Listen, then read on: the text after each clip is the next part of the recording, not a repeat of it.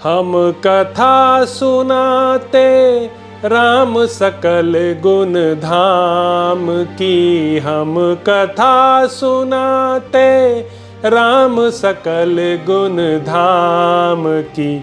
ये रामायण है पुण्य कथा श्री राम की।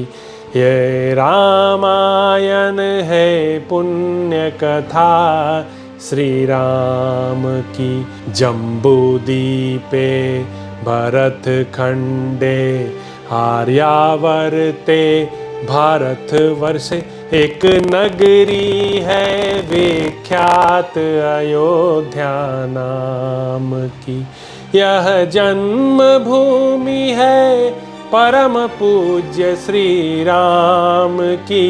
यह जन्म भूमि है परम पूज्य श्री राम की। यह रामायण है पुण्य कथा श्री राम की। यह रामायण है पुण्य कथा श्री राम की। श्रीमद् वाल्मीकि रामायण भारत का स्वर्णिम महाकाव्य अयोध्या कांड। 118वां सर्ग। सीता अनसुया संवाद। अनसुया का सीता को प्रेमोपहार देना तथा अनसुया के पूछने पर सीता का उन्हें अपने स्वयंवर की कथा सुनाना।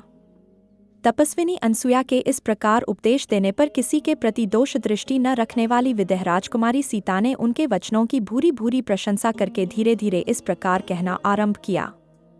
देवी, आप संसार की स्त्रियों में सबसे श्रेष्ठ हैं। आपके मुँह से ऐसी बातों का सुनना कोई आश्चर्य की बात नहीं है। नारी का गुरुपति ही है। इस विषय में जैसा आपने उपदेश किया है, यह बात मुझे भी पहले से ही विदित है। मेरे पतिदेव यदि अनार्य, चरित्रहीन तथा जीविका के साधनों से रहित, निर्धन होते तो भी मैं बिना किसी दुविधा के इनकी सेवा में लगी रहती। फिर जबकि ये अपने गुणों के कारण ही सबकी प्रशंसा के पात्र हैं, तब तो इनकी सेवा के लिए कहना ही क्या है। ये श्री रघुनाथ जी परम दयालु, जितेंद्रिय, दृढ़ अनुराग रखने वाले, धर्मात्मा तथा माता पिता के समान प्रिय है। महाबली श्रीराम अपनी माता कौसल्या के प्रति जैसा बतय करते हैं, वैसा ही महाराज दशरथ की दूसरी रानियों के साथ भी करते हैं। महाराज दशरथ ने एक बार भी जिन स्त्रियों को प्रेम दृष्टि से देख लिया है, उनके प्रति भी ये पितृवत्सल धर्मज्ञ वीर श्रीराम मान छोड़कर माता के समान ही बर्ताव करते हैं। जब मैं पति के साथ निर्जन वन में आने लगी, उस समय मेरी सास कौसल्या ने मुझे जो कर्तव्य का उपदेश दिया था, यह मेरे हृदय में ज्यों का त्यों स्थिर भाव से अंकित है। पहले मेरे विवाह काल में अग्नि के समीप माता ने मुझे जो शिक्षा दी थी, वह भी मुझे अच्छी तरह याद है। धर्मचारिणी, इसके सिवा मेरे अन्य स्वजनों ने अपने वचनों द्वारा जो जो उपदेश किया है, यह भी मुझे भूला नहीं है। स्त्री के लिए पति की सेवा के अतिरिक्त दूसरे किसी तप का विधान नहीं है। सत्यवान की पत्नी सावित्री पति की सेवा करके ही स्वर्गलोक में पूजित हो रही हैं। उन्हों के समान बर्ताव करने वाली आप, अनसुया देवी, ने भी पति की सेवा के ही प्रभाव से स्वर्गलोक में स्थान प्राप्त कर लिया है। संपूर्ण स्त्रियों में श्रेष्ठ यह स्वर्ग की देवी रोहिणी पति सेवा के प्रभाव से ही एक मुहूर्त के लिए भी चंद्रमा से बिलग होती नहीं देखी जाती। इस प्रकार दृढ़तापूर्वक पातिव्रत्य धर्म का पालन करने वाली बहुत सी साध्वी स्त्रियां अपने पुण्यकर्म के बल से देवलोक में आदर पा रही हैं। तदंतर सीता के कहे हुए वचन सुनकर अनसुया को बड़ा हर्ष हुआ। उन्होंने उनका मस्तक सूंघा और फिर उन मिथिलेश कुमारी का हर्ष बढ़ाते हुए इस प्रकार कहा, उत्तम व्रत का पालन करने वाली सीते, मैंने अनेक प्रकार के नियमों का पालन करके बहुत बड़ी तपस्या संचित की है। उस तपोबल का ही आश्रय लेकर मैं तुमसे इच्छानुसार वर मांगने के लिए कहती हूँ। मिथिलेश कुमारी सीते, तुमने बहुत ही युक्तियुक्त और उत्तम वचन कहा है। उसे सुनकर मुझे बड़ा संतोष हुआ है। अतः बताओ, मैं तुम्हारा कौन सा प्रिय कार्य करूं? उनका यह कथन सुनकर सीता को बड़ा आश्चर्य हुआ। वे तपोबल संपन्न अनसुया से मंद मंद मुस्कराती हुई बोली, आपने अपने वचनों द्वारा ही मेरा सारा प्रिय कार्य कर दिया, अब और कुछ करने की आवश्यकता नहीं है। सीता के ऐसा कहने पर धर्मज्ञ अनसुया को बड़ी प्रसन्नता हुई। ये बोलीं, सीते, तुम्हारी निर्भयता से जो मुझे विशेष हर्ष हुआ है, अथवा तुम में जो लोभहीनता के कारण सदा आनंदोत्सव भरा रहता है, उसे मैं अवश्य सफल करूंगी। यह सुंदर दिव्य हार, यह वस्त्र, ये आभूषण, यह अंगराग और बहुमूल्य अनुलेपन मैं तुम्हें देती हूँ। विदेहनंदिनी सीते, मेरी दी हुई ये वस्तुएं तुम्हारे की शोभा बढ़ाएंगी। ये सब तुम्हारे ही योग्य हैं और सदा उपयोग में लाई जाने पर निर्दोष एवं निर्विकार रहेंगी। जनक किशोरी, इस दिव्य अंगराग को अंग में लगाकर तुम अपने पति को उसी प्रकार सुशोभित करोगी जैसे लक्ष्मी अविनाशी भगवान विष्णु की शोभा बढ़ाती है। अनसुया की आज्ञा से धीर स्वभाव वाली यशस्विनी मिथिलेश कुमारी सीता ने उस वस्त्र, अंगराग, आभूषण और हार को उनकी प्रसन्नता का परम उत्तम उपहार समझकर ले लिया। उस प्रेमोपहार को ग्रहण करके वे दोनों हाथ जोड़कर उन तपोधना अनसुया की सेवा में बैठी रहीं। तदंतर इस प्रकार अपने निकट बैठी हुई सीता से दृढ़तापूर्वक उत्तम व्रत का पालन करने वाली अनसुया ने कोई परम प्रिय कथा सुनाने के लिए इस प्रकार पूछना आरंभ किया। सीते, इन यशस्वी राघवेंद्र ने तुम्हें स्वयंवर में प्राप्त किया था, यह बात मेरे सुनने में आई है। मिथिलेश नंदिनी, मैं उस वृत्तांत को विस्तार के साथ सुनना चाहती हूँ। अतः जो कुछ जिस प्रकार हुआ वह सब पूर्ण रूप से मुझे बताओ। उनके इस प्रकार आज्ञा देने पर सीता ने उन धर्मचारिणी तापसी अनसुया से कहा, माताजी सुनिए। ऐसा कहकर उन्होंने उस कथा को इस प्रकार कहना आरंभ किया। मिथिला जनपद के वीर राजा जनक नाम से प्रसिद्ध हैं। वे धर्म के ज्ञाता हैं, अतः क्षत्रियोचित कर्म में तत्पर रहकर न्यायपूर्वक पृथ्वी का पालन करते हैं। एक समय की बात है, ये यज्ञ के योग्य क्षेत्र को हाथ में हल लेकर जोत रहे थे। इसी समय में पृथ्वी को फाड़कर प्रकट हुई। इतने मात्र से ही मैं राजा जनक की पुत्री हुई। वे राजा उस क्षेत्र में औषधियों को मुट्ठी में लेकर बो रहे थे। इतने ही में उनकी दृष्टि मेरे ऊपर पड़ी। मेरे सारे अंगों में धूल लिपटी हुई थी। उस अवस्था में मुझे देखकर राजा जनक को बड़ा विस्मय हुआ। उन दिनों उनके कोई दूसरी संतान नहीं थी, इसलिए स्नेहवश उन्होंने स्वयं मुझे गोद में ले लिया और यह मेरी बेटी है ऐसा कहकर मुझ पर अपने हृदय का सारा स्नेह उड़ेल दिया। इसी समय आकाशवाणी हुई, जो स्वरूपतः मानवी भाषा में कही गई थी, अथवा मेरे विषय में प्रकट हुई वह वाणी अमानुषी दिव्य थी। उसने कहा, नरेश्वर, तुम्हारा कथन ठीक है, यह कन्या धर्मतः तुम्हारी ही पुत्री है। यह आकाशवाणी सुनकर मेरे धर्मात्मा पिता मिथिलानरेश बड़े प्रसन्न हुए। मुझे पाकर उन नरेश ने मानो कोई बड़ी समृद्धि पाली थी।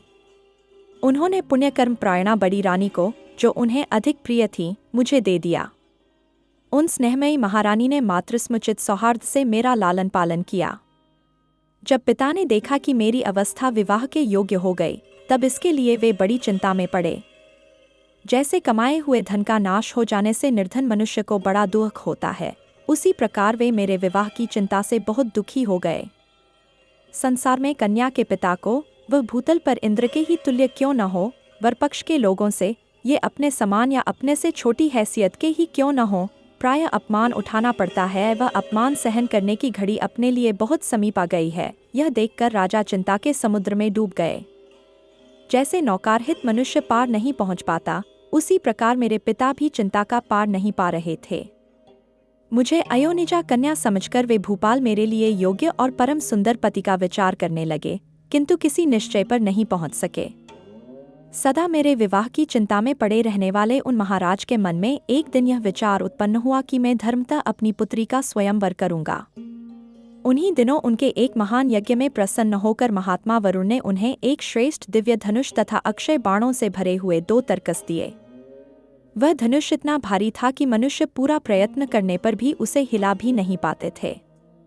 भूमंडल के नरेश स्वप्न में भी उस धनुष को झुकाने में असमर्थ थे। उस धनुष को पाकर मेरे सत्यवादी पिता ने पहले भूमंडल के राजाओं को आमंत्रित करके उन नरेशों के समूह में यह बात कही, जो मनुष्य इस धनुष को उठाकर इस पर प्रत्यंचा चढ़ा देगा, मेरी पुत्री सीता उसी की पत्नी होगी, इसमें संशय नहीं है। अपने भारीपन के कारण पहाड़ जैसे प्रतीत होने वाले उस श्रेष्ठ धनुष को देखकर वहां आए हुए राजा जब उसे उठाने में समर्थ न हो सके, तब उसे प्रणाम करके चले गए। तदंतर दीर्घकाल के पश्चात ये महातेजस्वी रघुकुल नंदन सत्य पराक्रमी श्रीराम अपने भारी लक्ष्मण को साथ ले विश्वामित्र जी के साथ मेरे पिता का यज्ञ देखने के लिए मिथिला में पधारे। उस समय मेरे पिता ने धर्मात्मा विश्वामित्र मुनि का बड़ा आदर सत्कार किया। तब वहां विश्वामित्र जी मेरे पिता से बोले, राजन, ये दोनों रघुकुल भूषण श्री राम और लक्ष्मण महाराज दशरथ के पुत्र हैं और आपके उस दिव्य धनुष का दर्शन करना चाहते हैं। आप अपना वह देव प्रदत्त धनुष राजकुमार श्री राम को दिखाइए। विप्रवर विश्वामित्र के ऐसा कहने पर पिताजी ने उस दिव्य धनुष को मंगवाया और राजकुमार श्रीराम को उसे दिखाया। महाबली और परम पराक्रमी श्रीराम ने पलक मारते मारते उस धनुष पर प्रत्यचा चढ़ा दी और उसे तुरंत कान तक खींचा। उनके वेगपूर्वक खींचते समय वह धनुष बीच से ही टूट गया और उसके 2 टुकड़े हो गए। उसके टूटते समय ऐसा भयंकर शब्द हुआ मानो वहां वज्र टूट पड़ा हो। तब मेरे सत्य प्रतिज्ञ पिता ने जल का उत्तम पात्र लेकर श्रीराम के हाथ में मुझे दे देने का उद्योग किया। उस समय अपने पिता अयोध्यानरेश महाराज दशरथ के अभिप्राय को जाने बिना श्रीराम ने राजा जनक के देने पर भी मुझे नहीं ग्रहण किया। तदंतर मेरे बूढ़े श्वशुर राजा दशरथ की अनुमति लेकर पिताजी ने आत्मज्ञानी श्रीराम को मेरा दान कर दिया। तत्पश्चात पिताजी ने स्वयं ही मेरी छोटी बहन सती साध्वी परम सुंदरी उर्मिला को लक्ष्मण की पंक्ति रूप से उनके हाथ में दे दिया। इस प्रकार उस स्वयंवर में पिताजी ने श्रीराम के हाथ में मुझको सौंपा था। मैं धर्म के अनुसार अपने पति बलवानों में श्रेष्ठ श्रीराम में सदा अनुरक्त रहती हूँ। इस प्रकार श्री वाल्मीकि निर्मित आर्ष रामायण आदि काव्य के अयोध्याकांड में 118वां सर्ग पूरा हुआ। हम कथा सुनाते राम सकल गुण धाम की, हम कथा सुनाते राम सकल गुण धाम की। ये रामायण है पुण्य कथा श्री राम की, ये रामायण है पुण्य कथा श्री राम की। जम्बूदीपे भरत खंडे आर्यावर्ते भारत वर्षे, एक नगरी है विख्यात अयोध्या नाम की। यह जन्म भूमि है परम पूज्य श्री राम की, यह जन्म भूमि है परम पूज्य श्री राम की। यह रामायण है पुण्य कथा श्री राम की, यह रामायण है पुण्य कथा श्री राम की।